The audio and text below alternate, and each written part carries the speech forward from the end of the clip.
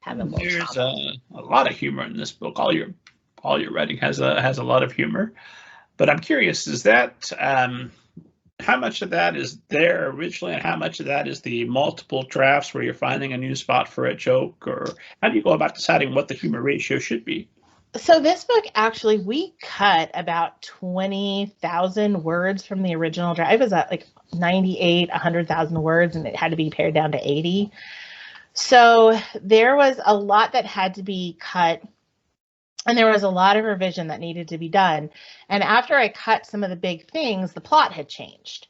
Not drastically, but some of the darkness in the book had been taken out, which is actually, back when you read this a long time ago, there were some very dark scenes in the book, with her dad especially. And all of that stuff, that storyline with her dad got cut, and then it became a much lighter book. And so when I went through to do my final draft for dialogue, because I do stages of drafting, and dialogue is I just go through and just do dialogue.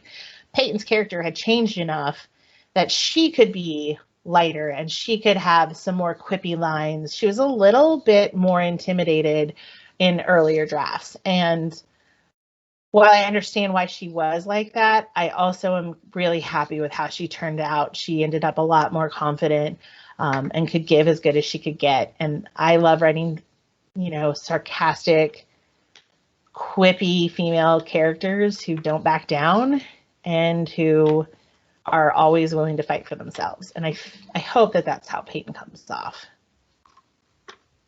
When in the process do you feel like you've got the character, it's on the page? Or she's on the page? When the deadline comes.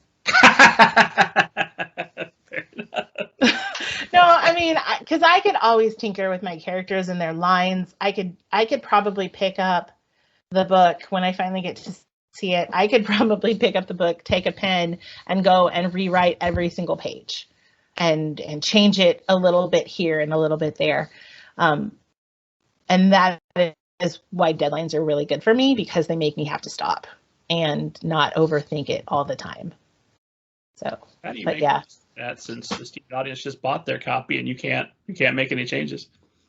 I, like my agent or my editor said, you trust the process, because I'm not the only person with eyes on this book. I had at Running Press, I had an amazing team that worked with me. It's the first time that I've had I had a copy editor, and then I had another editor, Michael, who was the go-between between me and the copy editor. And there were just so many people with eyes on this book that I had to trust that my cynicism was the thing that was getting in the way, and that they saw something that I just at that moment hadn't seen.